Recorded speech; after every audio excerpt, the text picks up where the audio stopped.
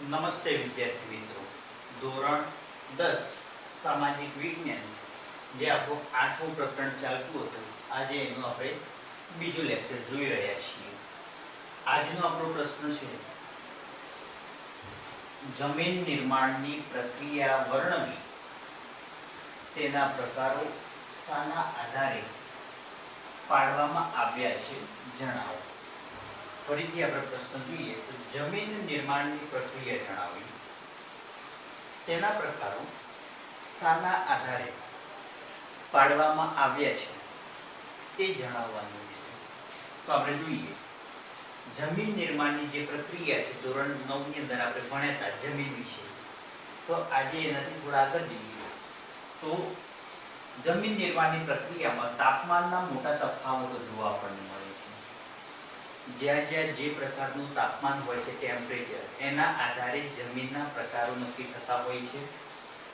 વરસાદ, હિમ એટલે બરફ, હવા, વનસ્પતિ, જીવજંતુ વગેરે પરિબળોની અસરથી માટીની નીચે રહેલા મૂળ ખડકોના ખવાણ અને ધોવાણથી મળતા પદાર્થોથી જમીનનું નિર્માણ થાય છે.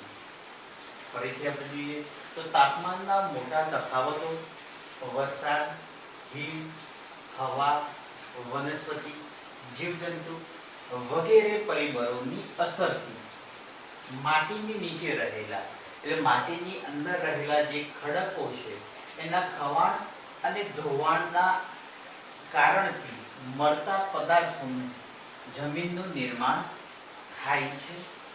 તેમાં જૈવિક અવશેષો, ભેજ, હવા વગેરે ભરેલા પદાર્થો હોય છે. એટલે આ જે જમીનનું નિર્માણ થાય છે, આ જમીનની નિર્માણની અંદર જૈવિક અવશેષો એટલે કે પ્રાણીઓ હોય, મનુષ્ય હોય, એના મૃતદેહો હોય, એના મળમૂત્ર હોય, વનસ્પતિના અવશેષો હોય, સાથે સાથે ભેજ, વાતાવરણનો ભેજ, હવા વગેરેથી ભરેલા પદાર્થો આપણને જોવા મળે છે.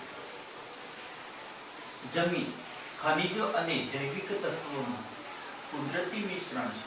તો જમીનની અંદર ખનિજો અને જૈવિક તત્વોનું કુદરતી રીતે મિશ્રણ થયેલું આપણને જોવા મળતું હોય છે.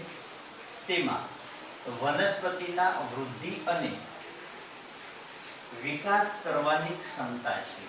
એટલે આ જે જમીન બને છે, આ જમીનની અંદર વનસ્પતિનો વૃદ્ધિ અને વિકાસ કરવાની આ માટીની અંદર એની ક્ષમતા હોય છે, જેના કારણે ખનિજો અને જૈવિક તત્વોનું પ્રમાણ હોવાના કારણે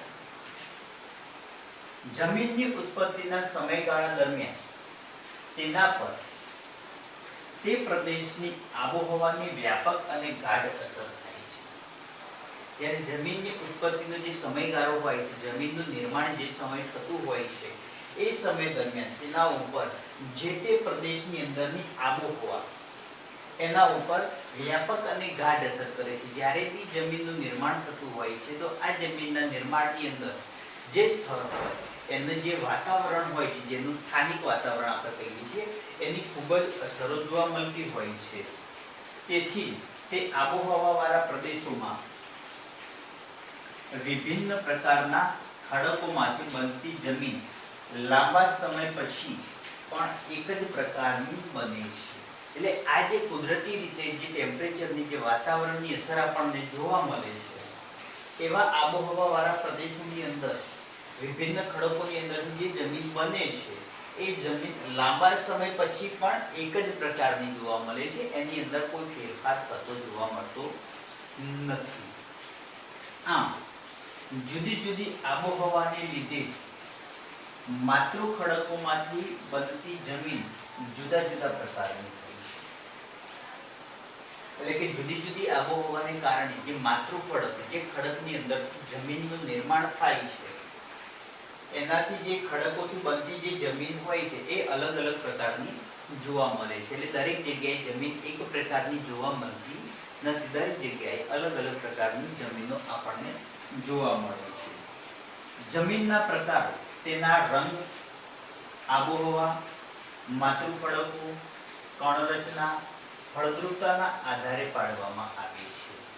એટલે જે જમીનના પ્રકારો હોય છે એ મોટાભાગે રંગ, આબોહવા, માતૃ ખડકો, એના જે માટીના કણની રચના, ફળદ્રુપતાના આધારે પાડવામાં આવેલા હોય છે. તો આજે આપણે જે જમીન નિર્માણની પ્રક્રિયા, એના પ્રકારો શાના આધારે પાડવામાં આવે છે, તો એની અંદર આપણે જોયું કે તાપમાનની અંદર જે મોટો તફાવત રહેલો છે તે સૌથી અગત્યની અસર કરે છે.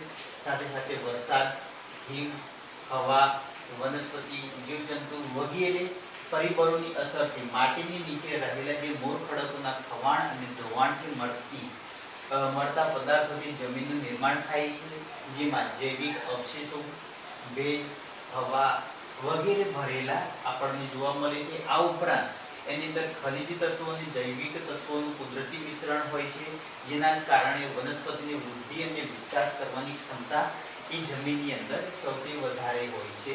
જમીન ઉત્પત્તિનો સમયગાળો દરમિયાન તે પ્રદેશની આબોહવાની વ્યાપક અને ગાઢ અસરો આપણને જોવા મળે છે.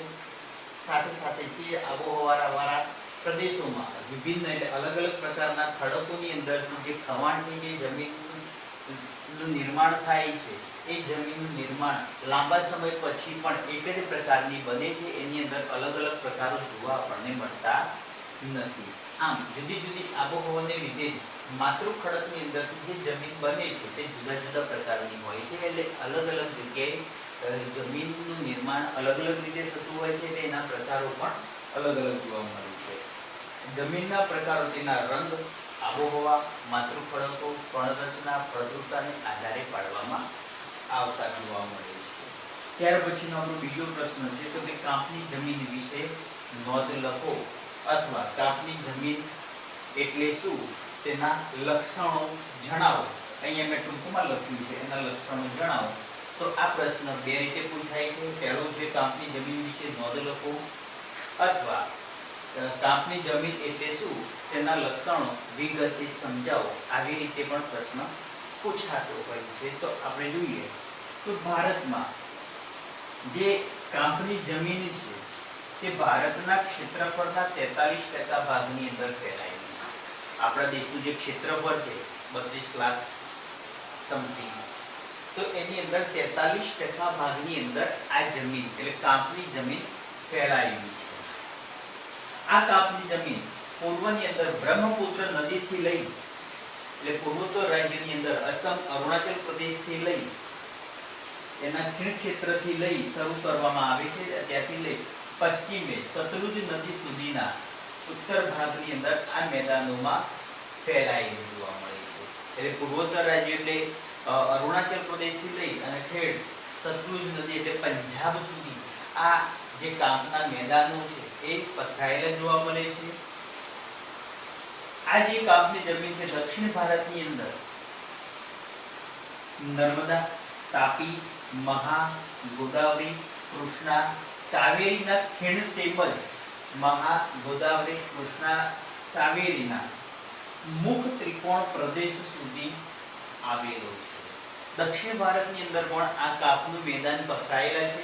એમાં ખાસ કરીને જોઈએ તો નર્મદા નદી એટલે ગુજરાત, મધ્યપ્રદેશ થી લઈ તાપી, મહાનદી, ગોદાવરી, કૃષ્ણા, કાવેરીના ખીણ સુધી તેમજ મહા, ગોદાવરી, કૃષ્ણા, કાવેરીના મુખ ત્રિકોણ પ્રદેશ સુધી આ કાંપનું મેદાન પથરાયેલું આપણને જોવા મળે છે.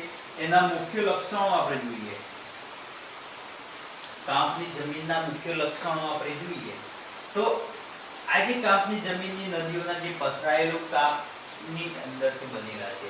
એટલે નદીઓ પોતાની સાથે કાદવ, કીચડ, કાંપ જે સાથે લાવે છે એ દ્વારા આ મેદાનોનું નિર્માણ થયેલું આપણને જોવા મળે છે. જેની અંદર પોટાશ, ફોસ્ફોરિક એસિડ અને ચૂનાનું પ્રમાણ સૌથી વધારે આપણને જોવા મળે છે. તો આ જમીનની અંદર પોટાશ, ફોસ્ફોરિક એસિડ અને ચૂનાનું પ્રમાણ વધારે જોવા મળે છે, જ્યારે નાઇટ્રોજન અને હ્યુમસનું પ્રમાણ ઓછું જોવા મળે છે. આ જમીનોની અંદર નાઇટ્રોજન અને હ્યુમસ નામના તત્વોનું પ્રમાણ સૌથી ઓછું જોવા મળે છે. નાઇટ્રોજનનું પ્રમાણ જાળવી રાખવા માટે કઠોળના પાક વાવવામાં આવે તો જમીનની અંદર નાઇટ્રોજનનું પ્રમાણ વધારી શકાય છે. એટલે આ જમીનની અંદર પોટાશ, ફોસ્ફરિક એસિડ અને ચૂનાનું પ્રમાણ વધારે છે, જ્યારે નાઇટ્રોજન અને હ્યુમસનું પ્રમાણ સૌથી ઓછું છે. તો નાઇટ્રોજનનું પ્રમાણ જળવાઈ રહે એ માટે આવી જમીનોની અંદર કઠોળના પાક વાવવામાં આવે તો નાઇટ્રોજનનું પ્રમાણ જળવાઈ રહેતું હોય છે અને એની અંદર વધારો કરી શકાય છે. તો આ જમીનની અંદર મુખ્યત્વે કયા પાકો થાય છે? તો ઘઉં, ડાંગર, શેરડી, સણ, કપાસ, મકાઈ અને તેલીબિયાં જેવા પાકો પણ લઈ શકાય છે. તો ફરીથી જોઈએ તો આ જમીનની અંદર એટલે કાંપની જમીનની અંદર ઘઉં, ડાંગર, શેરડી, સણ, કપાસ, મકાઈ, તેલીબિયાં જેવા પાકો લઈ શકાય છે. તો વિદ્યાર્થી મિત્રો, આજે આપણે 2 પ્રશ્નો જોયા છે. તો આ 2 પ્રશ્નો તમારા નોટબુકની અંદર ઉતારી લેજો.